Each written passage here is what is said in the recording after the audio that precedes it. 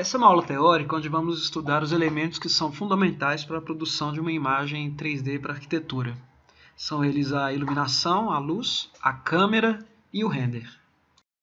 Com esses três, a gente, de certa forma, monta um conceito final para a imagem. Né? Então tem sempre os balanços. Então, se a gente pegar essa primeira imagem aqui, a gente tem um contraste da luz que entra na janela com um efeito de vignetting que chama, que é esse queimado na borda, que também tem aqui embaixo à direita. E também tem a questão da câmera, né? Uma vista mais centralizada, uma vista do alto com um pouco de distorção, uma vista mais próxima com uma área mais clara e um fundo mais escuro. E aqui um contraste muito maior, que é um observador bem de trás mesmo. E aí depois entra o render, que é o que vai pegar todas essas noções que a gente tem de iluminação, de câmera, e ajudar a compor essa imagem junto com uma resolução melhor, uma composição melhor, como é que o material vai aparecer, como é que reflexo, refração vão comportar dentro da cena. Porque isso aqui, por exemplo, é um render. Essa aqui são imagens com qualidades boas, para mostrar para você no PowerPoint, por exemplo. Mas se a gente tivesse que imprimir numa parede maior, em algum outdoor até que não, mas em algum formato maior, a gente ia ter que ter certeza que essa imagem tem resolução suficiente. Se a gente fosse pensar em câmera, é a questão do megapixels lá. Câmera de 4 megapixels, você imprime num tamanho X, 12 você pode fazer gigante, porque você não perde resolução e nem qualidade. No render, na imagem final, você tem que pensar isso tudo, porque ele vai ter que calcular aquilo, e isso toma tempo, depende da sua máquina e por aí vai. Com isso, o que acontece? Eu falei para você que a gente precisa de um balanço, mas nem sempre a gente precisa de focar nesse meio termo entre todos. A gente pode tender mais para um, mais para outro ou mais para outro. Então aqui, esse primeiro exemplo, a gente está focando em luz. Por quê? Aí tem o que cada foco principal atrai. Ela traz mais emoção, né? Ela traz uma dramaticidade para a foto aqui, como se você estivesse olhando para o sol, e você provavelmente não ia conseguir ter essa sensação no dia a dia, a não ser que você estivesse usando um óculos escuro, né? E aí você ia perder balanços de luz para a câmera, para essas coisas a gente consegue tirar foto porque existem filtros, e no 3D a gente também consegue simular isso na hora de renderizar. Então ela traz drama, contraste, ou seja, a gente está indo de um ponto muito claro para um ponto muito escuro, centralizando a vista. A gente tem a opção de mostrar o reflexo do piso, do plano, porque como a gente está olhando de contra a luz, ela vai aparecer aqui, o reflexo, a refração, se a gente tivesse uma parede lateral, igual a gente tem no primeiro slide, também ia aparecer. E a gente também pode mostrar o brilho dos materiais, ou seja, aqui a gente está mostrando a mesa refletindo, e o piso refletindo, você consegue ver que são materiais que têm mais brilho do que outras composições. Isso a gente faz por quê? Às vezes, muitas vezes a gente colocou uma imagem mais dramática porque ela seria uma imagem que não ia ser tão vista, mas ela tinha que chamar a atenção em primeira vista. Assim. Por exemplo, uma propaganda no Facebook ou a primeira imagem do seu site que depois ia aparecer informações, ela é mais para chamar a atenção e também às vezes para esconder, não erros, mas certas coisas que devido ao projeto você não conseguiu representar direito, ou então você não tinha tanto tempo para fazer o render, então você teve que diminuir resolução, qualidade, mas aí você compensou com a luz. Né? Então é exatamente isso do foco. Aqui, por exemplo, a gente mostra que o cara não se preocupou em modelar essa parte de dentro. Não tem muita coisa em cima das mesas.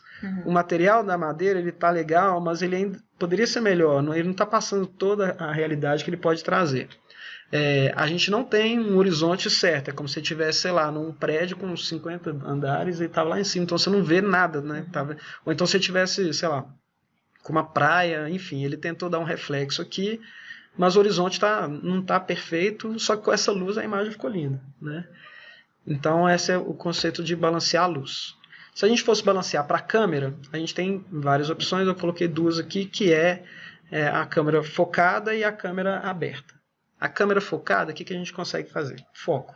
Né? Então aqui no caso, a gente vê que tem uma diferença de o que está nítido e o que está desfocado. Por exemplo, a imagem está focando nessa pedra. Né? Com isso a gente consegue mostrar um detalhe, ou seja, a gente está mostrando como é que é o acabamento ali do paisagismo, como é que é feito o chanfro da pedrinha aqui.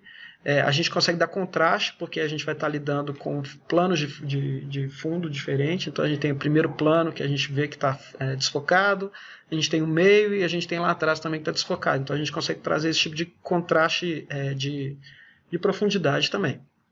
E aí você trabalha muito com a iluminação para sobressair os elementos, para sobressair a textura, o material. Então é muito importante, nesses casos, você ter um material muito bom. Porque senão, vamos supor que isso aqui não tivesse essa deformidade de areia, ia ser uma coisa plana. Então essa pedra ia estar como se estivesse flutuando em cima de uma coisa plana, só que se a gente aplicasse material de areia ia ficar esquisito. Então isso também tem que levar em consideração.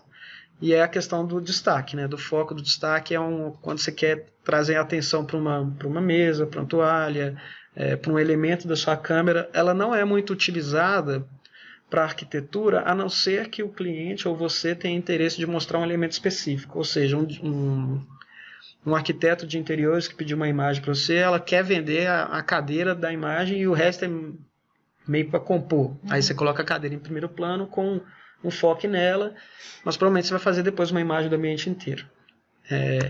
A outra opção da câmera é você abrir a câmera e mostrar mais coisas do ambiente. Por exemplo, a proporção entre a escala humana ou a vegetação, aqui no caso a rua, e o projeto em si. A ambientação, ou seja, ela está numa cidade, ela está num campo, ela tem árvore, ela não tem árvore, ela é um lugar movimentado, é um lugar calmo, isso tudo você consegue trazer nessa imagem. O volume, ou seja, a questão da silhueta do projeto, o volume que ele tem impactando, e a dimensão, aqui nesse caso a gente tem um prédio de 2, 3 andares, que a gente observa, mas aí a gente pode trabalhar às vezes com uma imagem aérea que vai mostrar um ambiente inteiro, ou um condomínio inteiro. Isso tudo tem a ver com a câmera principalmente. E aí se a gente for puxar para o lado do render, aí entra mais a questão do estilo pessoal, ou seja, aqui a gente tem 3 imagens diferentes. Você vê que essa aqui o pessoal buscou um certo realismo, mas depois colocou algumas coisas que são um pouco fantásticas demais, a do meio, né? A de cima ela é um pouco mais real, mas aqui ela já mostra alguns problemas, por exemplo, a questão do material da câmera, que está em primeiro plano e não está tão legal. Mas é tudo uma questão de render. E essa última aqui já é um conceito de uma imagem mais clara, com contraste entre as cores, com muitas pessoas. Então, assim, o render junto com pós-produção tem essa questão do estilo, né? O realismo também é igual a gente tá trabalhando com 3D Max com V-Ray. Mas tem outros tipos de render, tem o V-Ray do SketchUp, que eu te mostrei, algumas coisas a gente não consegue representar tão bem. Tem outros tipos de render que vêm nativos, por exemplo, do Revit, a própria primeira imagem do SketchUp, que é só aquela sombra, aquele é um tipo de render, né? O conceito da imagem também você consegue ver aplicado nessas 3 imagens, que são coisas diferentes. De novo, o volume, né, do ambiente e a dimensão. Então, para a questão desse balanço, a gente vai para esses 3. Aí, para compor cada um desses balanços, a gente tem as propriedades de cada um daqueles itens, né? Então, a luz. A luz, inicialmente, ela é muito simples. A gente tem luz natural e artificial. Aqui a gente tem um exemplo de luz natural, que é o sol entrando por um brise. E a luz artificial, que é uma luminária. E o que diferencia cada uma, né? A luz natural, por exemplo, ela vem do sol. O sol é a luz primária. Não existe outra luz natural que a gente pense assim. O sol ele tem toda aquela gama de ondas, e a gente consegue enxergar essa que fica entre o UV e o infravermelho, que gera esse gradiente de prisma de cores, que é o que a gente está acostumado a ver, né? Sei lá, Faber-Castell tenta copiar nos lápis.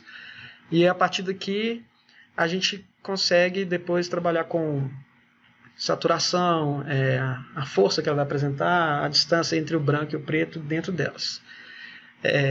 Aí, o que seriam as luzes naturais secundárias, por exemplo? O céu, na verdade, que é a atmosfera, ele só fica azul, claro, porque o sol bate nele, tem as refrações, tudo que acontece ali entre as camadas, que ele gera uma certa luz. Igual eu te mostrei de exemplo da última imagem, é aquela luz que, se a gente colocar tudo azul no céu, sem sol, ele vai dar uma iluminação, mas a gente não vai ter muito contraste, não vai ter sombra, tudo vai estar iluminado meio que igual. E a lua também a gente não considera como primária, porque na verdade o sol bateu nela e depois ela iluminou. Mas não quer dizer que ela também não atua como uma luz natural quando a gente for trabalhar com render, né? E aí, aqui são alguns exemplos de luz natural, de imagens com luz natural, dentro do V-Ray, e que a gente vai poder trabalhar depois. Por exemplo, aqui, que eu te falei, o conceito que ele usou foi aplicar o material branco em tudo, exceto em janelas, e ele colocou uma luz do sol entrando, que a gente pode ver pela direita, então ela tem uma sombra mais marcada, mas mesmo assim, pelo fato de ser mais de tarde, o sol não está tão forte, ele optou por deixar ela menos expressiva, atirando certos pontos que chamam a atenção, e a gente também tem uma luz um pouco azulada, que seria representando essa luz da atmosfera, né? Então, dentro dessa proposta, ele achou melhor fazer essa imagem como se fosse uma imagem de manhã ou à tarde. Um outro exemplo de luz natural, aí já é muito mais marcado, a gente vê que é o simples externo, né, visto do lado de fora, né? Então você tem o branco, realmente ele fica bem branco, porque quando o sol bate, a sombra também ela é bem marcada, porque o sol está a pino, então você não chega a ter uma sombra muito suave, igual a gente tinha na outra imagem, mas a gente tem uma sombra mais marcante. Reflexo, refração, tudo tem o seu ponto de concentração ali do sol. Todos trabalham juntos. Aqui no caso, por exemplo, o prédio está refletindo um pouco do volume dele nos outros vidros. A gente consegue ver que o vidro é um vidro escuro, mas ele também reflete a luz do céu, né? Igual a gente vê no volume aqui da esquerda atrás, que não é um vidro 100% transparente, ele tem reflexo e refração também. Mas esse é um conceito de iluminação natural renderizada em V-Ray. E aí, para a luz artificial, a gente tem, por exemplo, ambientes fechados, cinema, auditório, ou igual aqui na sua sala agora, a gente só tem essa luz artificial, né? Não está entrando luz do sol, não está entrando mais nenhuma luz, é só essa. Então você pode ver que o que acontece? Ela é mais pontual, a não ser que você use o recurso de utilizar vários pontos de spot, igual está aqui no teto, para gerar uma luz um pouco mais uniforme, igual está iluminando as cadeiras. Você sempre vai conseguir efeitos mais pontuais. Por exemplo, essa sanca de luz aqui à esquerda, né, da parede, essas luzes que eu te mostrei que elas conseguem pegar um formato do fornecedor com IES, e então o que acontece? Você vai ter uma imagem com mais contraste, né? Pontos com mais luz, com muito brilho, e outros pontos com escuro. Então o legal é sempre praticar, analisar imagens desse tipo também, porque esse é um tipo de imagem muito comum de fazer e ela tem uma certa dificuldade.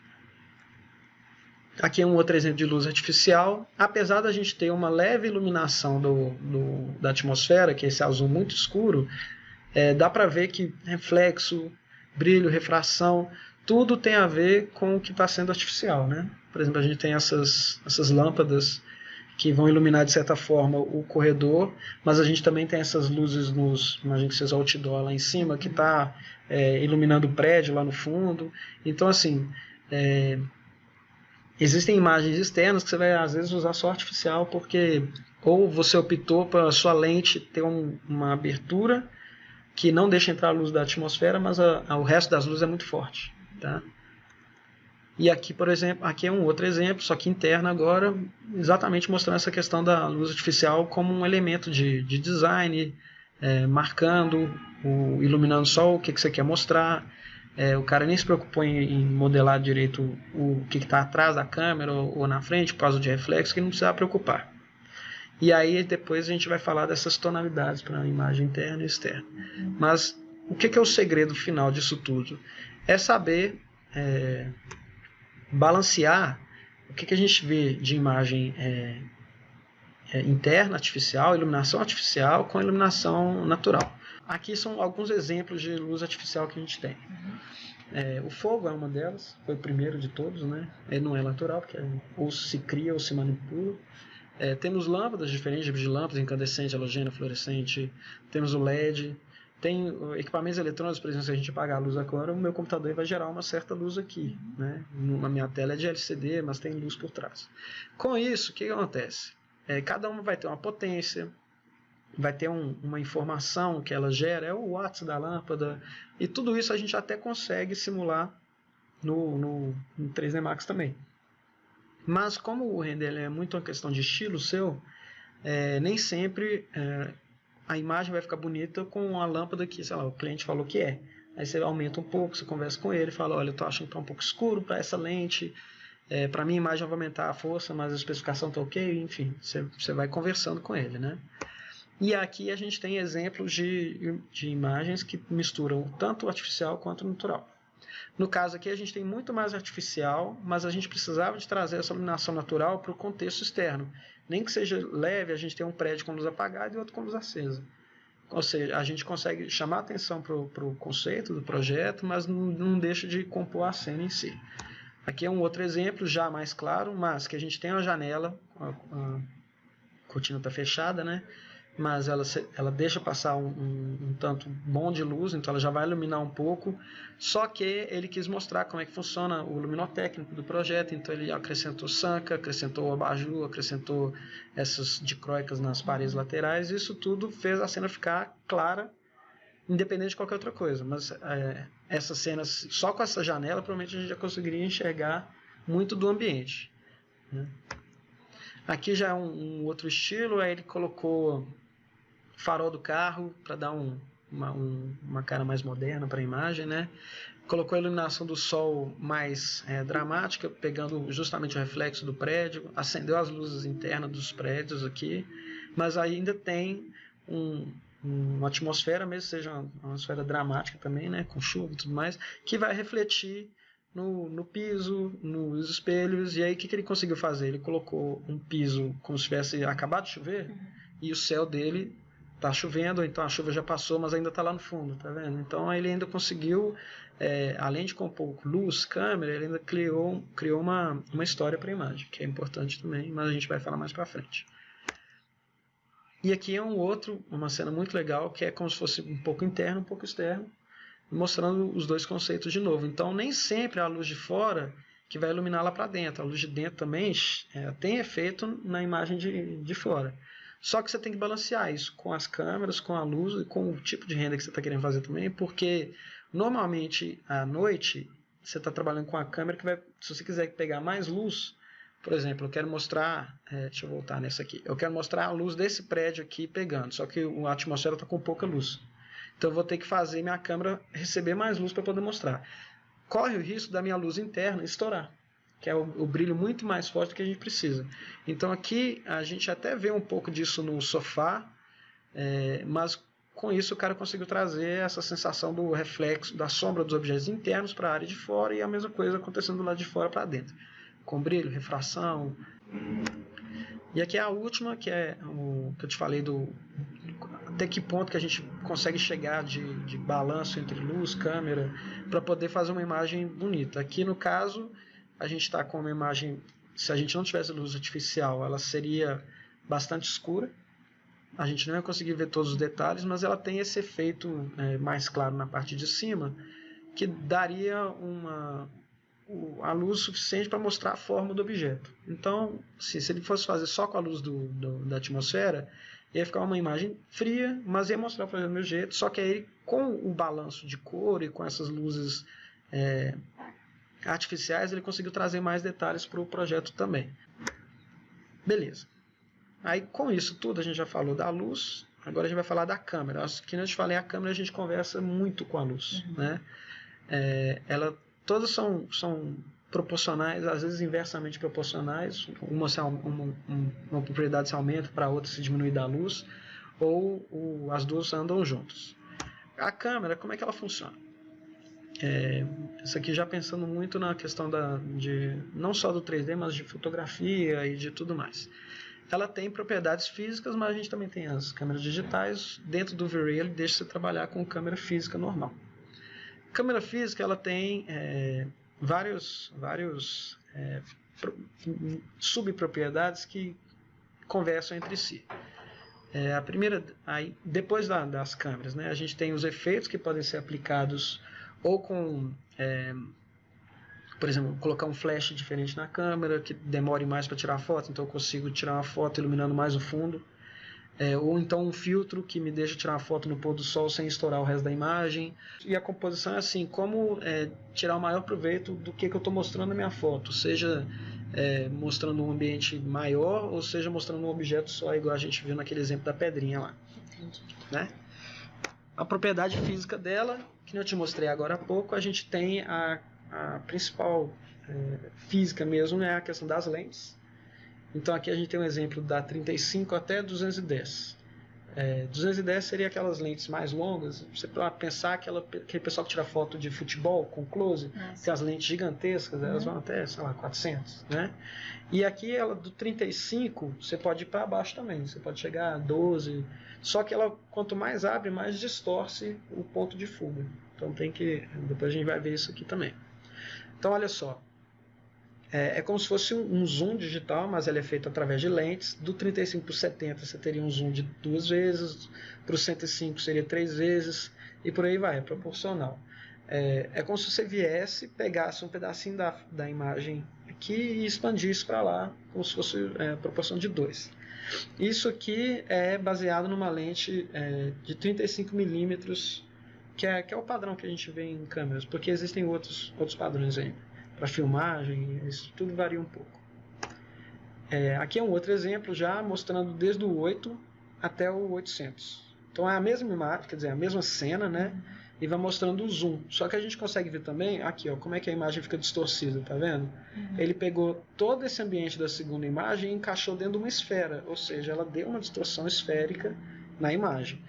A partir do momento que a gente vai chegando mais perto do objeto em si, a gente consegue ter menos distorção, os pontos de fuga eles ficam menos dramáticos, né? As linhas ficam mais paralelas. Aqui a gente tem um exemplo melhor para poder ver. Essa seria uma foto tirada de uma pessoa olhando para cima, então você tem 3 pontos de perspectiva, né? De ponto de fuga, e ela está com 15mm a lente, ou seja, a gente vê aqui os eixos verticais, os horizontais, os pontos de fuga, e ela é muito distorcida. Se a gente tenta trazer um zoom maior, na verdade você dá um zoom, mas se você anda para trás, você enquadra o mesmo objeto do que você estava enquadrando no 15mm, só com outra forma de enxergar essas linhas de perspectiva. Ou seja, aqui por exemplo, se eu colocasse uma lente de 15mm aqui, eu ia enxergar muito mais do entorno, para a esquerda, para a direita, mais céu, mais reflexo. Só que o que estava perto da minha lente ia estar mais distorcido, igual nesse caso aqui. Como no caso ela está mais longe e eu tenho essa lente que me proporciona enxergar com o zoom, meus pontos de fuga elas começam a ficar mais paralelos, tá vendo? Menos dramáticos. Eu tenho a linha do horizonte, a partir da linha do horizonte eles devem se encontrar em algum ponto que fica fora do frame, e a partir dele se tira as linhas horizontais, as linhas verticais aqui no caso elas estão praticamente paralelas, e isso se dá muito pela lente. Então se eu fosse dar um zoom lá talvez de 100, eu poderia pegar um prédio aqui e ele ia estar quase que um cubinho certo, né? Então beleza, aí como é que funciona essa parte da câmera? É o que eu te expliquei, a gente tem um obturador. O obturador é como se fosse a pupila do nosso olho. Ou seja, quanto mais fechadinho ele tiver, menos luz vai entrar. Então, num dia com muita luz, a nossa pupila fica pequena, um dia com pouca luz, a nossa pupila fica mais larga. Só que, além disso, essa abertura ela também causa um efeito de desfoque entre planos. Ou seja, quando eu estou com o olhinho bem fechado, eu consigo, com a câmera, tirar uma foto, por exemplo, de uma pessoa em foco e de uma montanha em foco também. Depois tem uns exemplos. E aí a gente vai diminuindo, olha como é que o fundo vai ficando desfocado e a pessoa vai ficando focada. Ou seja, com um f-stop, que é a abertura, uma abertura maior, eu consigo pegar uma pessoa em primeiro plano melhor e eu consigo destacar ela do resto do ambiente. Mas é lógico que com a arquitetura, às vezes a gente não vai querer fazer isso. Tem exemplos para você poder ver no futuro. Outra coisa que afeta a gente tem um obturador, né? A gente já definiu que quanto mais abre, entra mais luz, e quanto mais fecha, entra menos luz. Mas o tempo que ele fica aberto naquela posição também afeta. Por exemplo, se eu tenho uma abertura pequena, só que ele fica aberto por muito tempo, a luz vai conseguir entrar o suficiente para me dar a iluminação do mesmo jeito que se eu tivesse, por exemplo, com o f8 e deixar ele aberto por menos tempo. Só que o que vai mudar é essa questão do desfoque e a questão do movimento também. Então, no caso aqui, a gente está falando de velocidades de 1 para 1 sobre 1000. Ou seja, 1 sobre 2 é tipo metade de segundo. Entendeu? Então aqui seria, na metade de um segundo, se eu tirar a foto, se eu estou passando minha mão assim, tirar uma foto, eu vou ver minha mão só com um certo blur, que é um movimento. Só que 1/60 de segundo, que é muito mais rápido, eu já consigo capturar minha mão um pouco mais perfeita. E 1 para 100 é como se eu estivesse tirando foto, sei lá, de um cara correndo, um avião passando, porque ela vai abrir e fechar tão rápido, em 1 milésimo de segundo, que eu vou conseguir pegar tudo. Só que o que acontece? Para ela abrir e fechar e eu pegar tudo com iluminação, eu vou ter que trabalhar com ou um f-stop com abertura muito grande, então um f-stop pequeno, ou então com uma sensibilidade de filme maior. Sensibilidade de filme, eu gosto de pensar que é como se fosse aquelas câmeras antigas que você comprava com asa 100, asa 200, que é a sensibilidade, ou seja, pessoas que têm sensibilidade à luz. Com pouca luz ele já fica incomodado. É mais ou menos isso. Vamos pegar o meio termo aqui. O f8 com 1,60 com ISO 800. Se eu diminuir meu ISO, quer dizer, eu vou ter menos sensibilidade para a luz, ou eu tenho que aumentar o tempo que eu deixo aberto para a minha luz entrar, ou então eu deixo os dois paradinhos aqui e aumento a abertura da luz, da passagem de luz. É uma teoria muito simples, é abertura, tempo e como que o sensor vai receber isso. Mas cada um tem o seu efeito de rebote. Ou seja, velocidade você não consegue pegar imagens muito nítidas, abertura você não consegue pegar planos tão bem juntos, e o ISO ele tem um problema muito grande de ruído para quando a gente trabalha com câmeras de tirar foto normal, que é o noise que eles chamam. Tem uns exemplos aqui. O bom é que quando a gente está trabalhando com 3D, ele não existe esse noise, porque ele é perfeito. Mas eu vou passar aqui. E por último a gente tem o white balance, que é o equilíbrio entre na cor clara, né? Ela vai tender mais para uma cor quente para uma cor fria, mas isso você vai entender mais para frente. Então vamos lá. O f-stop aqui são exemplos, aí fica bem mais claro agora. Com uma abertura maior, você consegue focar bem a flor, mas o fundo fica borrado. Aqui um meio termo e aqui um F bem alto com uma abertura bem pequena, então você consegue focar mais. Aqui ele só está pensando no F. Então aqui a gente está mostrando um exemplo muito legal, que é o foco nessa cadeira com os livros e o fundo embaçado. Né? Aqui ele deve ter usado uma lente com F de 1.4 ou 1.2. Então o que acontece? Vamos supor que em vez de fazer uma imagem eu quero filmar um seu apartamento. Filmar, eu não tenho como deixar meu obturador aberto por muito tempo, porque senão vai ficar tudo borrado. Então ele tem que ser fixo, o tempo que entra a luz é fixa, e aí a única opção que eu tenho é do meu F ser muito, muito pequeno, para entrar o tanto de luz que eu preciso. E existem lentes que fazem isso para você poder filmar em área escura. Então vai lá, o shutter speed. É aquilo que eu te mostrei aqui embaixo. Ó. O meio segundo vai aparecer um pouco borrado. O 1 milésimo de segundo eu consigo uma imagem estática. Isso aqui seria a mesma ação, né? E só que, o que acontece? Quanto mais tempo eu deixo aberto, vai entrar mais luz. Tá vendo? Quanto mais longo, mais claro fica. E quanto mais rápido, mais escuro fica. Ou seja, vamos supor que eu quero tirar uma foto de um pôr do sol. Mas eu quero focar algum objeto em primeiro plano e o meu fundo do pôr do sol não estourar.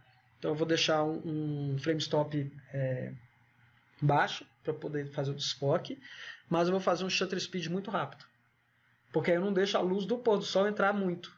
Só que aí o meu objeto da frente ele vai ficar escuro, aí a gente usa efeitos, por exemplo o flash, que vai iluminar só o objeto da frente. Então você vai compondo assim as imagens, né? Mas o shutter, de novo, ele é inversamente proporcional. Quanto mais rápido, menos luz entra, quanto mais devagar, mais luz entra. Tem esse rebote que é a questão do movimento, mas na verdade é muito legal. Né? E aí os efeitos que você consegue fazer, que nem eu te falei, olha só, alguma coisa está em movimento, por exemplo, uma cachoeira, ou um mar, ou uma água. Se você tirar uma foto estática, você pega nitidamente a espuma daquele momento. Se você deixa ela com um tempo de exposição maior, só que com um shutter, um f-stop maior também, você consegue pegar esse movimento da água com blur. Então ela vai dar uma sensação de ou congelada, ou um véu caindo quando é cachoeira. Esse é um conceito básico de velocidade e abertura. E por último tem a questão do ISO. Aqui, nesse caso, a gente está pensando que o shutter e o stop são os mesmos. Então ele está sempre na mesma abertura e sempre na mesma velocidade. Quanto mais eu aumentar o meu ISO, mais daquela luz que está entrando eu consigo transformar em imagem, por causa da sensibilidade do meu filme. Então, aqui a câmera do cara é muito boa, então do ISO 100 até o ISO 1600 ele conseguiu uma imagem bacana sem muito ruído. Só que normalmente a gente enxerga esse tipo de ruído entre as imagens. Então esse é um tipo de ruído que acontece com sensibilidade.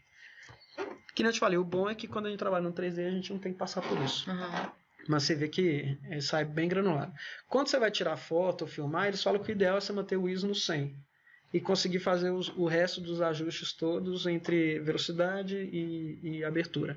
Quando é vídeo, você fica meio que preso à abertura somente. Então as câmeras melhores, que têm abertura menor, são mais caras, por exemplo. Aqui é um outro exemplo do ISO, que é já no render. Então a gente não chega a ver tanto ruído mais na imagem. A gente vê como é que ele trabalha mais a questão de sombra e luz, né? Mais contraste, que não deixa de ser a sensibilidade. E aí a última de todas é essa questão do balanço de branco, né? Que é o white balance que o pessoal fala. As câmeras têm isso também, você pode definir, mas é uma coisa que você pode ajustar também no computador depois. A gente vê aqui, ó, que uma luz branca mesmo, ela está ali em torno de 5.600, tá vendo? Uma luz muito quente, ela está em torno de 2.000, o sol ele está em torno de 3.600, uma luz mais fria, ela está em torno de 6.100, e essa imagem aqui ela representa exatamente isso. O sol ele é amarelado, mas eu quero que o meu branco apareça branco na imagem. Então eu vou fazer um balanço de cores na minha própria câmera, ou então depois na pós-produção, para compensar aquele amarelado com um tom azulado específico para o que for branco realmente aparecer branco na minha cena. Então, por exemplo, eu tenho um material branco e eu iluminei minha cena com o sol. Por exemplo, vamos falar que o teto aqui é um concreto cinza, ele não é amarelado. Então, eu vou pegar esse tom de amarelo, vou compensar o meu balanço de branco na minha câmera, falando que eu preciso que o meu white point está com 10.500 e que na verdade é branco. Então o que ele vai fazer? Ele vai pegar isso aqui, sabendo que isso aqui está com um white point de 10.500 e vai compensar a minha imagem para isso aqui aparecer cinza ou branco. Então beleza. Aí depois a gente tem os efeitos de câmera. O que a gente tem? A gente tem glare e bloom, que é mais ou menos isso que a gente está vendo nessa cena aqui, que é esse brilho que a luz muito forte dá. A gente tem a aberração acromática, que é uma coisa que acontece em fotos normais e no render você pode acrescentar para ficar parecendo mais real com a foto. Porque o ideal do render é você conseguir fazer um render ficar parecido com uma foto que você tiraria na câmera. Então tem esses efeitos. A aberração acromática tem a ver com a deformação da lente. E como é que a luz, que é branca, que na verdade é várias cores ao mesmo tempo, né? Como é que aquilo dali, aqueles raios distorcem quando eles passam nessa deformação da lente. Então você vai ver a linha da silhueta, às vezes você tem uns fantasminhas, cada um num RGB diferente. É isso que gera. Correção de perspectiva, eu até te mostrei na última aula, que é para os pontos verticais ficarem realmente verticais, independente da lente ser aberta ou não. E uma luz volumétrica, que é para dar um efeito de uma dramaticidade, ou então mostrar, sei lá, que é uma área com poeira, ou você está numa neblina, ou alguma coisa assim, uma atmosfera, né? Então vamos lá, Glare e Bloom, aqui a gente já está dentro do 3D Max com o V-Ray. Você vê aqui que ele tem toda a cena modelada, bonitinha. Olha o tanto de coisa que ele modelou para colocar uma luz escura e quase não aparecer nada. Nossa, mesmo. Mas a preocupação dele não era essa, a preocupação dele era o reflexo, como é que a luz ia iluminar os detalhes das cenas e esse efeito de glow, que é como se você estivesse, sei lá, você acabou de sair da piscina com cloro e olhou para uma luz, ela vai dar esse bloom, esse glare, né? Aqui é um outro exemplo de bloom bem suave, só que as áreas mais claras ela tem um clarão que meio que sangra um pouco para as outras áreas. Só que você tem uma leve sensação de que onde está mais iluminado está um pouco esfumaçado. Esses são recursos que você usa, mas bem suave. Por exemplo, aqui no spot ele colocou o glare. E aí o branco em si ele tem esse efeito de bloom, só que você vê que é bem suave. Você pode ter um pouco de bloom também nesses encontros de reflexo quando o objeto é cilíndrico, ou então quando é esférico, que ela tem um ponto onde é que ela reflete exatamente todos os raios ao mesmo tempo. Então ela vai dar aquele bloom e até, às vezes até um glare também. Correção de perspectiva, como é que ela funciona?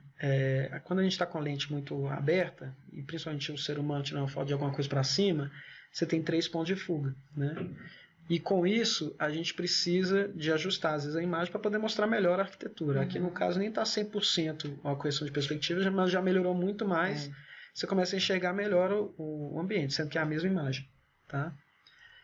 E aqui é o que o 3D Max faz. Então, você cria a câmera, você vai ter esse terceiro ponto de fuga, que é no eixo Z, e depois ele faz o ajuste.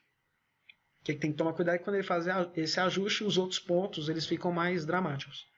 Então, se você tiver um prédio, por exemplo, muito alto, e você faz muito controle de perspectiva, aquela quina dele lá em cima vai ficar muito pontiaguda, né? Isso você vai ver muitas vezes. Aí você vai ter que trabalhar. Como é que eu trabalho isso? Eu diminuo minha lente, que estava muito aberta, porque às vezes o cliente quer mostrar tudo numa imagem só. Aí você fala com ele, olha, para fazer isso, eu vou ter que andar com minha lente para trás e fechar o foco, para diminuir essa distorção. Com isso, vai começar, se você tiver com a câmera muito baixa, vai começar a mostrar coisas que vêm além. Mas aí dentro da composição você tem a licença poética para simular que na verdade você está num passeio enxergando daquela forma. Tem várias imagens que fazem isso. Mas essa é a correção de perspectiva. E aqui é a ideia da luz volumétrica que eu te falei. No caso aqui ela está passando entre as árvores, mas a gente também pode fazer num ambiente fechado, passando sobre uma janelinha. Aqui também tem o bloom que eu te falei, tá vendo? Porque essa luz, querendo ou não mais forte aqui, ela vai estourar em volta da neblina. O bloom, na verdade, é mais ou menos simulando isso, só que sem essa luz volumétrica sempre. Tem gente que gosta de fazer no Photoshop, tem gente que faz como se fosse um render separado no V-Ray. Porque aí você deixa tudo preto ou tudo branco, apaga todas as luzes, só coloca essa luz direta entrando e aí ele renderiza mais rápido. Porque não vai ter que calcular reflexo, refração, que isso não afeta tanto. E aí, depois vem essa questão da composição. Então, por exemplo, essa é uma arte, a composição.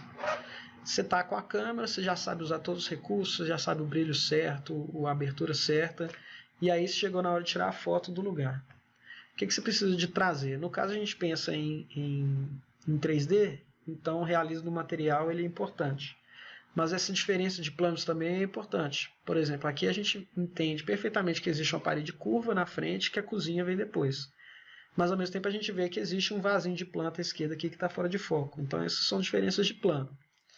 O realismo, por exemplo, da parede do fundo, respondendo ao reflexo da parede, a madeira do piso, se está tudo em ordem, questão de iluminação, balanço, e a qualidade também da modelagem sua. Mas é importante, o que está bem modelado aqui que eu achei? A parede está com um detalhezinho bacana, a curva dela está bem suave, ou seja, ela tem muita linha de resolução. Né? A gente tem exatamente o mesmo efeito pelo reflexo e refração aqui no quadro, a gente consegue ver que o cara modelou a moldura realmente fazendo a curvinha, tanto que você tem mais brilho em cima, e está refletindo o chão embaixo, refletindo, sei lá, a luz que está em cima. Mesma coisa nas laterais. O móvel de madeira também está legal, você consegue ver o encontro entre eles, mas não é nada muito brusco, então tá legal. A mesma coisa a gente fala para os materiais, porque se a gente não tivesse um material bom, com reflexo, brilho, a gente nunca ia trazer esses efeitos que a gente tem na cadeira e na moldura. Outra coisa que é muito importante, os pontos de interesse, ou seja, quando eu for tirar a foto, o que eu estou querendo mostrar? Né? A iluminação também ela é extremamente importante, como a gente já conversou. Aqui no caso ele está mostrando uma iluminação só de dia, então a gente vê a luz de novo refletindo na moldura do quarto com reflexo, ela vindo com a sombra marcando a cama. Então mesmo sendo uma imagem simples, você tem a profundidade dela, também pelo efeito do f-stop, que lá atrás é borrado, né? E a gente tem os pontos de interesse, seja por cor, seja por foco da lente, seja pelo contexto geral. A iluminação está excelente aqui, e a contextualização também é importante. No caso aqui ele deixou a porta aparecendo fora de foco para mostrar que você está entrando no quarto. Não é uma imagem que você olha quando você entra no quarto de verdade, porque ela está baixa, ela está na linha da cama. Por quê? Porque ele tem um ponto de interesse. Então, assim, é uma imagem que ficou mais aconchegante. E outra, quando você for vender uma imagem para alguém, cada pessoa tem um pouco de percepção. Por exemplo, a gente tem, sei lá, 1,60, 1,70. Uma pessoa com 1,90 vai enxergar o quadro de outro jeito. Mas esse tipo de foto aqui, que é uma foto que o povo já está acostumado a ver em revista, em arquitetura, ela vende mais e não vai ter essa diferença de sensação entre os observadores. Beleza. Enquadramento. Isso aqui a gente já conversou mais ou menos, mas existem algumas regras. Nem todas são 100% exatas, você tem que ficar preso nela, mas se você tiver elas como conceito, vai te ajudar muito a melhorar suas fotos. A regra dos textos é dividir a imagem em 3 colunas e 3 fileiras. Você tem os pontos principais, são esses pontos vermelhos, que se você quiser trazer uma atenção principal, você enquadra naquele ponto. Ou então você pode tentar centralizar de alguma forma num desses quadradinhos também. Aqui no caso ele preferiu colocar o objeto nessa linha, tá vendo? Mas a gente tem a janelinha aqui nesse ponto, a gente vai ter um leve contraste ali em cima. Por exemplo, ele está usando a regra dos textos, mas não quer dizer que ele está colocando o objeto exatamente no ponto vermelho. Mas você vai ver várias propagandas, publicidade, que o pessoal faz isso.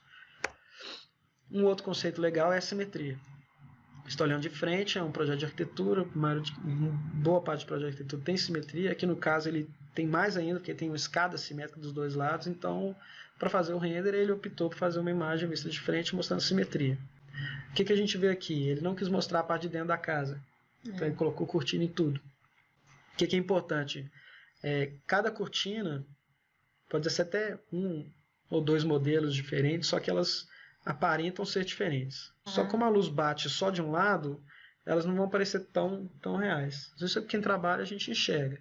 Se você olhar, essa aqui também parece que deu um mirror de verdade, olha, tá vendo? Verdade. Parece que ele pegou todas de um lado e deu um mirror total. Eu não faria isso. Eu pegaria, sei lá, essa e colocar do lado dessa para não dar realmente essa sensação de simetria tão marcante. A assimetria também é importante nessas imagens. Ele conseguiu essa assimetria porque sombra e luz afetam diferentemente escada, parede. Composição de trás também tem uma árvore alta aqui, na outra ele tem um brilho diferente. Outra forma de enquadramento é o de balancear. Por exemplo, essa aqui é uma cena clássica que a gente vê muito. O pessoal tem um empreendimento na rua com uma torre no fundo. Aqui no caso ele tem 3 torres, né? Quando a gente vai tentar enquadrar, para poder mostrar o empreendimento inteiro, fatidicamente vai ficar a base, né, centralizada na imagem de alguma forma, só que a torre vai ficar num canto. Se a gente não tivesse essas 2 torres da esquerda e não tivesse essa árvore, essa imagem ia ficar esquisita. Você ia ter muito sol sobrando aqui. Você ia precisar você ia tentar centralizar e acabar cortando parte do térreo. Então ele balanceou. O que ele fez? Ele colocou a torre no ponto que ela tem que ficar.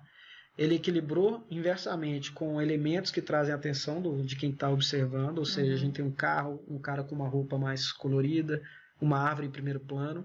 E no meio ele também colocou mais movimento, pessoa, cor. A gente tem um contraste de luz, uma loja que dá mais contraste, que é um escuro. Então assim, essa imagem ela foi bem trabalhada e pensada para poder trazer essa sensação de balanço no enquadramento. E os últimos é a questão do ponto de fuga mesmo. A gente tem um ponto só e dele saem essas linhas guias. O que é importante você pensar aqui é que essa imagem a gente lê ela da esquerda para a direita. É bem padrão, a gente, quando for analisar alguma coisa, a gente lê da esquerda para a direita. Em síntese, quando você vê propaganda, quando você vê qualquer outra coisa, a primeira coisa que você vê é essa e o pessoal coloca informação na direita, de alguma forma. Aqui no caso, ele quis usar a linha guia para poder mostrar o projeto e depois você vai entendendo realmente o projeto, como é que funciona, e no final ele ainda colocou um sol para tampar que não tem mais prédio lá atrás, ou que, né, para ficar bonito, deu um contraste com a placa, ficou super bacana. E aí você pode fazer isso tanto nessa vista horizontal, né, quanto com ponto de fuga de frente para quem está olhando. Essa imagem, apesar dela ser uma casa um pouco descentralizada, ele balanceou com o ponto de fuga no final das contas. Então, o que ele queria mostrar? Queria mostrar a piscina com o reflexo da casa. Mas ele não queria colocar isso centralizado e perder da casa. Então ele centralizou um pouco mais a casa e colocou o ponto de fuga aqui, para você balancear essa imagem. E com isso você até parece que é isso. Se a gente fizesse assim, a imagem seria o centro aqui também. Você tem essa sensação, só que mais quando você coloca as linhas guias para você poder entender. Se você tirar isso, a imagem, você sabe que ela não está simétrica nem centralizada, mas ela não te causa um desconforto por causa desse ponto de fuga aí.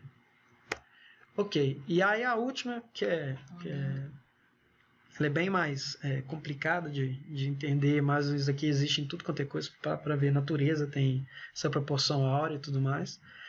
O que ele fez? Ele tem um foco principal, aqui no caso seria um contraste com o reflexo da piscina, mas ele também quer mostrar o resto, então ele vem em ordem de grandeza, um volume maior, aí você passa para um degradê do céu, aí depois você tem iluminação de dentro para fora e no final você mostra um ponto focal. Isso aqui a gente consegue aplicar em outras imagens também. Entendeu? Se a gente fizesse invertido, ia cair nesse ponto de fuga. Mas é só entender que essa regra, eles chamam essa de Golden Rule também em inglês. O pessoal aplica em 3D, aplica em matemática, aplica em projeto de arquitetura, aplica um monte de coisa. E aí no 3D você vê essa questão da grandeza diminuindo até o mínimo detalhe. Então beleza. Uma vez que você já tem a ideia de como é que você vai iluminar, como é que você vai enquadrar, você já tem tudo pronto, você já sabe como é que sua imagem vai ficar, você precisa de representar ela da melhor forma possível. E aí que entra o render. No caso, a gente vai trabalhar com o V-Ray, que é um render muito bom. Ele é de uma empresa, se eu não me engano, da Ucrânia, eu acho, e que chama Chaos Group. E aí o que acontece? Eles ficaram famosos na arquitetura por causa da velocidade e da qualidade, principalmente de questão de material e de iluminação artificial e natural. Ele tem funções específicas para luz natural, ele tem um sistema só de luz natural, ele tem imagens artificiais com vários tipos de recursos, por exemplo, o IES que eu te falei do formato, domos de luz, planos que você consegue criar essas sancas. Então, assim, ele foi criado, focado muito para isso, mas que hoje em dia o pessoal usa para cinema, para um tanto de coisa, porque ele é muito real. Então, quando a gente vai trabalhar com o render, uma vez que a gente tem tudo pronto, a gente tem que pensar em harmonia das cores. O mapeamento, como é que a gente vai fazer que essas cores que a gente definiu, como é que elas vão aparecer na nossa imagem, dentro de uma gama de preto e branco, cor mais forte, cor mais clara. Depois a gente tem que definir como é que o programa vai calcular isso, porque quando eu tenho uma imagem muito escura, eu tenho que calcular de uma forma para chegar num ponto de produção com o menor tempo possível. Só que quando a imagem é de dia, que eu tenho que mostrar outras coisas, ele tem que calcular de outra forma para chegar num ponto bom também. E aí entra a questão da qualidade, mas qualidade você vai ver com o zoom. E por último, essa questão da resolução, que eu te falei que quando você pega uma imagem de HD e muda para 4K, na verdade você não está mudando 2 vezes, você está mudando 4 vezes. Né? Você está duplicando ela tanto na horizontal quanto na vertical. A questão de harmonia das cores, né? Então a gente trabalha impressão, gráfica, monitores, eles trabalham com 2 formas de cor, o RGB e o CMYK. E a gente tem a roda de luzes, né? E a gente tem as primárias e as secundárias, quentes, frias, passivas e ativas. Então aqui a gente tem até terciária, complementar, análoga, né? Mas aí tem os significados também das luzes. Então, por exemplo, igual, por exemplo, McDonald's, a laranja. Vermelho, amarelo, eles falam que tem a ver com comida. Sim. Então que você vai ver um tanto de outros produtos, eles têm vermelho e laranja. Aí o azul tem a ver com tranquilidade, estabilidade, confiança, masculino. O roxo, né? Aí tem todos aqui falando poder, nobreza, não sei todos não, mas a gente meio que vai acostumando, né? Mas, por exemplo, amarelo, calor, felicidade, energia, por aí vai. Então, em síntese, a questão das cores, a gente sempre vai pensando nesse estilo aqui. E aí, isso aqui é uma representação gráfica de como é que elas funcionam. Então, saturação, ela vai do branco até a cor final. O valor dela vai do preto até a cor final. E o Hue é essa roda de opções. Então, se a gente vai girando, tem uma opção lá de Photoshop que chama Hue Saturation. Se você for mudando o Hue, ela vai variando seguindo essa roda de cores. Então você pode fazer um verde virar um rosa, só que na imagem inteira. Você pode escolher só o verde, ou então como um todo, dentro da cor do RGB que a gente criou, variar toda a imagem. Com isso, olha só, a questão da harmonia que eu te falei. Tem uns certos, eu chamo de Pantone, mas acho que tem um nome melhorzinho. Tem um certo conjunto de cores, né, que a gente tem as complementares, as primárias, secundárias, que elas causam um certo conforto visual quando você está num render. Não necessariamente ela precisa ser tons suaves, igual essa imagem da direita, que é linda, que não precisa mostrar muito, você vê que a gente não tem detalhe nem nada, mas o cara trabalhou dentro desse Pantone aqui, né? Para alcançar esse objetivo. De novo, você não precisa ficar preso exatamente nisso aqui. Você pode ter licenças poéticas para trazer. No caso, ele usou um azul mais escuro para dar profundidade com sombra. Aqui, no outro caso, ele trouxe um vermelho um pouco mais forte para dar mais drama, mais paixão para a imagem também. Que volta naquela questão da teoria das cores também, né?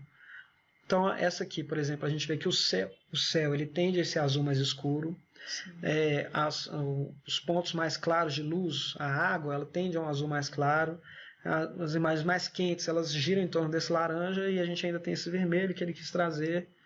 A mesma coisa acontece aqui, a gente vê que os tons pastéis eles estão entre o marrom e o bege. O céu está bem próximo desse azul, clareando, escurecendo um pouco. A área sombreada tem mais a ver com o bege mais claro, a área mais escura tem a ver com o marrom, mas todos dentro desse tom do meio aqui, né? E aqui a gente tem uma imagem com muito mais cor, com mais contraste, e de novo essa questão da harmonia das cores. Então a piscina tem a ver com o azul, as árvores tem a ver com os tons quentes, mas a roupa das pessoas também tem. A sombra tem a ver com o azulado, mas aqui ele já tem a ver com o material também que ele está usando, junto com o tom azulado desse arroxeado. O amarelo ele trouxe para os ambientes internos, em contraste com o branco e o cinza e o preto, que aí é universal. Mas é interessante porque nem sempre você renderiza desse jeito, mas na pós-produção você alcança esses efeitos também. Ok. Aí depois vem a questão do mapeamento de cor. Em síntese, é assim que funciona esse cálculo de luz do V-Ray. Primária, secundária, como é que a câmera vai absorver isso tudo e quantos kicks ou qual que é a forma de mapear essas cores que eu vou trabalhar. Então aqui eu vou te mostrar um exemplo. É a mesma luz, a gente chama isso de plano de luz, e cada uma delas está sendo lida, mapeada de uma forma diferente. A cor dela, a iluminação. Por exemplo, aqui a gente está usando um que chama HSV Exponential. A gente usa ele muito para quando a luz do sol é muito forte, mas você quer iluminar uma área que ficaria muito escura, mas você precisa de mostrar mais. Em síntese, o que ele faz? Ele não deixa estourar o que é muito branco. Então você consegue iluminar tudo sem dar aquele contraste muito grande entre claro e escuro. O exponencial normal, você consegue dar um brilho, então você tem um controle maior sobre a luz que é realmente forte, mas o caimento dela para chegar ao que seria o HSV, ele é mais brando. Né? Aqui a gente tem exemplos de render embaixo. E o linear multiply, ele é o que a gente trabalha dentro da arquitetura de alguma forma, mas a gente tem diferentes formas de trabalhar com ele. Mas ele seria o correto. Essa luz ela vai queimar isso aqui. Quando o senhor tem uma luz forte, ela vai queimar. Mas isso é meu olho vendo a imagem. Se eu tirar uma foto vai ser de outro, e quando eu renderizar vai ser de outro. O importante é que quando eu renderizar fique parecido com o que eu quero. É o do olho, é o da câmera, é um equilíbrio dos três. Aí entra a questão do estilo, de experiência. O que muda? Aqui a gente tem contraste. O highlight da bolinha refletindo aqui ficou muito legal, parece que é real por causa do material. Aqui no caso a gente vê que a imagem falta um pouco de contraste, ela está um pouco, a gente chama de lavada. Né? Mas a gente consegue enxergar muito bem como é que é a iluminação de alguma forma. Sim. Eu gosto de pensar que, sei lá, óculos escuro é muito sensível e o meio termo. Não quer dizer que o meio termo ele é o ideal. Se fosse uma cena mais escura, às vezes esse aqui fica melhor. Se fosse uma cena mais clara, às vezes esse aqui fica melhor. Nesse contexto eles estão mostrando que é assim que funciona, mas você entender a diferença. E aí tem essa questão quando a gente trabalha com o linear, tem uma coisa que chama linear workflow. O que seja, como que eu trabalho com o linear para ele não ficar estourado daquele jeito? A gente lida com gama e com trabalhar com esse linear workflow. E a diferença é a seguinte, aqui a gente está trabalhando como se fosse exponencial. Então a gente tem uma luz fazendo a força, o degradê dela é mais compacto, ou seja, eu vou do claro para o escuro mais rápido, as sombras são mais marcadas. Quando eu aumento o gama, eu consigo mostrar mais das sombras, só que aí a minha imagem fica muito lavada. Por quê? Porque eu estou clareando tudo, o gama é a distância entre o preto e o branco. Ele pode ser dentro de uma barra que eu tenho preto e branco, ele vem uniforme, ou então ele fica ele fica pouco preto e depois eu tenho uma gama maior de brancos, que é o que a gente usa para arquitetura. Olha só, aqui da luz, vamos pegar a parede como exemplo, do branco veio para um escuro. A gente tentou clarear, vem do branco para o mais claro, só que eu perdi contraste. E aqui ele conseguiu equilibrar isso. Então ele está com o Gamma 2 e com o Linear Workflow funcionando. Então, para a imagem final a gente usa isso, mas para estudar a gente vem de trás para frente. E aí vem a questão dos métodos de cálculo. Dentro desses cálculos, o V-Ray tem algumas formas de gerar a imagem. Pode ser o Light Cache, que é quantas subdivisões eu dou para a luz, para ela poder bater nas paredes e me falar como é que funciona aquele raio primário, raio secundário. Só que aí eu vou pela subdivisão, igual a gente fala que eu quero um cubo com muitas divisões, o Light Cache é a mesma coisa. Quanto mais tempo vai demorar para renderizar. Quanto menos, você vê que ele gera geometrias menores. Em síntese é o seguinte, ele calcula isso por áreas, depois junta tudo para tentar gerar a imagem. Quanto mais subdivisão você fizer, mais preciso fica. Aqui, por exemplo, a gente consegue ver o encontro entre o teto e a parede melhor do que esse aqui, quando a gente fosse finalizar. Então o Light Cache ele é meio que isso, ele vai pontilhando e aí você define o tamanho do pontilhado dele. O Irradiance Map ele já funciona diferente, ele entende assim, a luz bateu em algum lugar e como é que, por exemplo, aqui a gente tem um teto verde. Aí a luz vai bater no verde e depois ela vai afetar como outras áreas. Então ele meio que subdivide também, só que ele vai pensando em radiação. Ou seja, o verde bateu aqui e jogou para a parede. Ele fez esse cálculo, também tem essa ideia de resolução, porque cada malha dessa gera um plano no mundo virtual lá do cálculo dele, e depois ele junta tudo. Então você vai ter mais nitidez, menos nitidez, mais precisão de sombra. E aí como é que funciona? Você tem um primário e secundário. Esse aqui é ideal para o secundário. Esse aqui é ideal para o primário. Por quê? Porque o primário você sabe muito bem onde é que a luz está pegando. Então, você não vai precisar de muita subdivisão para entender que o Sol está indo direto ali.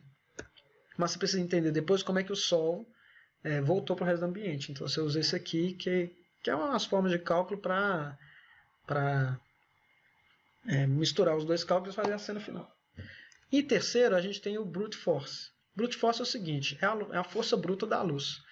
Entrou uma luz, eu tenho um foco de luz de algum lugar, e ela vai quicar. Você fala lá, Brute Force com 3 de bounce. Ou seja, a gente tem aqui um exemplo bem legal, que é o que eu te falei. Um Brute Force, ele vai pegar a luz primária muito bem, principalmente para o ambiente externo, mas a luz secundária ele não pega também. Por exemplo, ele vai quicar no chão e ele, se a gente falar um bounce só, ele vai quicar no chão e acabou. Se a gente falar 2, ele vai quicar no chão, na parede e acabou. Ou seja, essa luz ela nunca vai bater e voltar se a gente não falar que é 3 ou 4. Então a gente está vendo que tem umas áreas sombreadas aqui mais claras e outras mais escuras. Sim.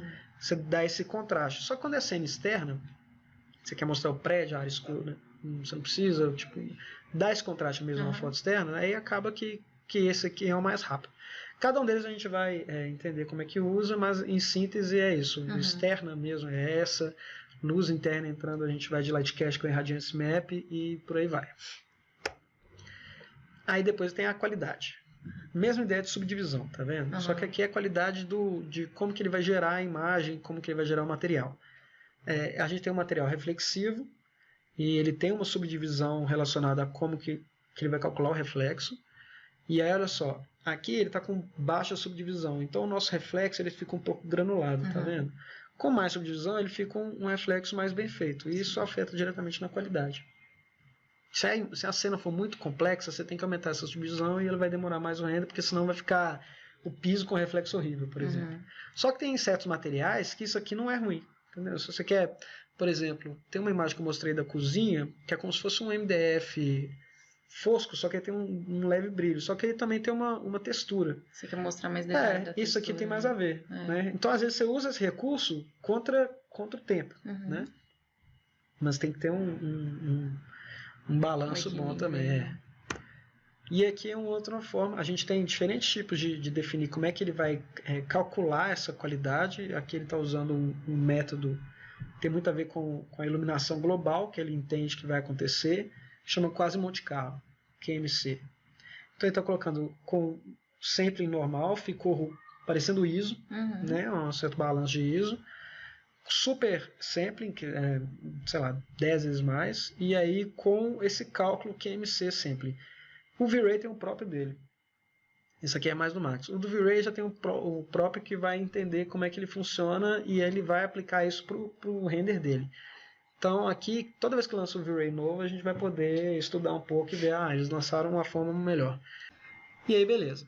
Por último, a questão da resolução. Aqui a gente está com uma imagem no monitor. Olha, não, tá bom. A gente está com uma imagem no monitor.